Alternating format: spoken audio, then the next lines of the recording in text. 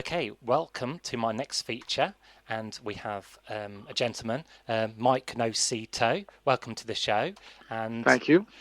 Good to be you're. here. It's a pleasure to have you on, and people may recognise yourself from a group called Johnny Hates Jazz. Yep, indeed.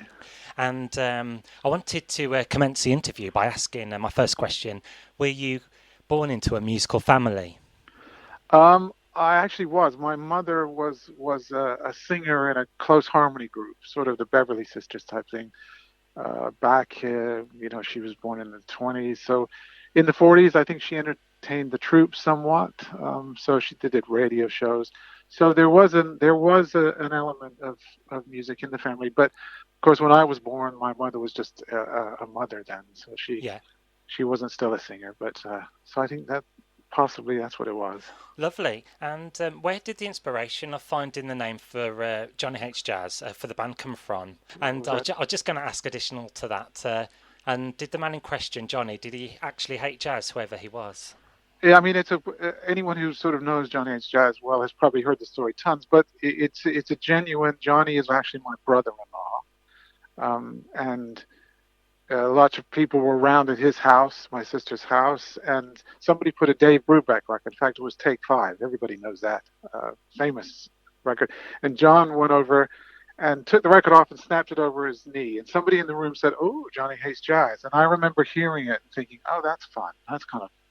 And then maybe a year later, we were putting the band together, and that was just one of the names. I put that forward as a possible name.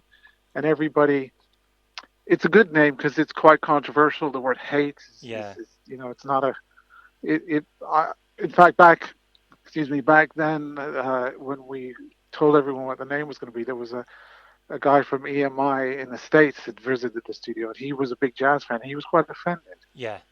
And And Clark Stan, in fact, was a big jazz musician, and he didn't like the name. yeah. So it's kind of that's quite good when Yeah. it stokes a reaction from people. And people also can know you by JHJ as well, in short. That's become the more norm now. Hmm. Certainly, it's easier to write, that's for Yeah. sure. And am I right? You were discovered at Ronnie Scott's Jazz Club in London. We had say 3 or 4 songs that we were. In fact, our first 3 singles we had routine them acoustically, and we wanted to get some record companies to hear them. So we actually thought about it and thought what would be fun to get them. Let's hire out Ronnie Scott's for the afternoon, and get the record companies to Yeah. come down. So they did come down, and quite a few of them, and most of them left, but one of them stayed behind till the end, and he signed us. So it Great. was great. And I suppose Ronnie Scott's been a jazz club. Your band having jazz, that kind of helped you in a That way. well again, that was it. Was just we thought it was fun because it's like, hey, let's go to Ronnie Scott's. We hate jazz, but let's do it at Yeah, Ronnie Scott's. So of course, we're actually all big jazz yeah, fans. To be yeah. honest, we love the jazz chords. Lovely. And your debut hit, Shattered Dreams, was a massive success in Asia. Yeah, it went all over the world. Yeah, So it was quite fantastic. yeah. And when you listen to the track carefully, it has some very interesting percussive sounds on the record. What instruments did you use on Johnny H. Jazz, Shattered Well, Dreams? yeah, well, there are obviously there's a big shaker in it. There's bongos, which is the solo, and we got a Frank Riccardi was the percussionist that we got in on the session, and he's a very well known percussion player. And he said, "Let me try something. Let me try something." And he went and played the bongos, and it was like that is fantastic. So the bongos are all the way Yeah, through it. There's congas on it. great. We're very influenced from all that stuff, from the soul stuff and Steely Dan and Mm, all of those type of records. And percussion is incredibly important. mm. You're not People aren't really aware of it sometimes, but to me, it's vital. Yeah, I suppose during that time there was a lot of 80s bands who didn't use drums, so that kind of percussive sound just Yes, gave it that kick, didn't it? and also, of course, these days mostly it's electronic. It's like you could just put a shaker on it, put the Lindrum, put a Hmm. shaker on it. But it's like no, if you're going to put a percussion instrument on, it has to be played because it has to kind of wander sort of in and out Yeah, of the groove. Um, yeah. that's the yeah. And do you find radio DJs, they often give preference to Shattered Dreams over your other catalogue of great hits you've had? I'm not sure that that's really true. I always, I quite often get a text from someone and say, "Hey, Cambridge is playing a song," and you go, well, "Which one?" It's like, "Oh, he's playing Hero," or Yeah, so. But they all get played quite a lot, and that's the other remarkable thing. We're now what 30 plus years, yeah, 35 years since, and those three still get played a yeah, lot all over the world. yeah, that's good. And you mentioned I Don't Want to Be a Hero, that was number 11 in the UK charts. Yeah, And then you released your album Turn Back the Clock in January 1988, got to number one in the UK yeah, as well. Heart of Gold followed as well. yeah. And into say like the latter years, did you find yourself kind of working behind the scenes, like producing, engineering? Well, I was all the band was created from in the studio environment. We were all musicians, Clark, me, and Calvin, but we came from a sort of the studio, so it was a natural place to go back to. I I mean, from my own perspective, I was a very keen guitar player, and I remember doing my first ever session in a proper studio in London. And I remember thinking at the time, I played my part, but I kind of wanted to hang around. I wanted to stay on, whereas, okay, I've done my bit, you can leave now. So Yeah, um, it's always kind of been in me. I wanted to stay. So then I got a job at RAC and became an engineer. So then I really could be there all the time, yeah. being the engineer. And Um, did you choose to stay in the UK? Was it Cambridgeshire, yes. Cambridgeshire to be precise? Well, I grew up here, so it's kind of England is my home. Yeah, So I don't choose to live anywhere yeah. else. So And am I right? You also played a special part in our last Eurovision victory back in 1997. that is correct. I produced the record, the Katrina and the Waves record. Katrina and the Waves, Katrina and Vince were old school friends of mine, literally back from the 70s.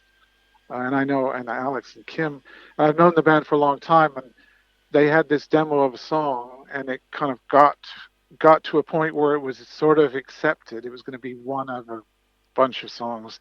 So they asked if I would come in, and I produced it to become the record, and then it won the nomination, and Yeah, then it just completely it won. It was like the biggest winner of the time yeah. It was a at that time. it was a momentous occasion, wasn't it? Yes, it was. I And remember watching because again, I've known Eurovision obviously since I was a child because I grew up here, but I never really was that into it. And I remember watching it, thinking, "Oh, I have some skin in the game this time.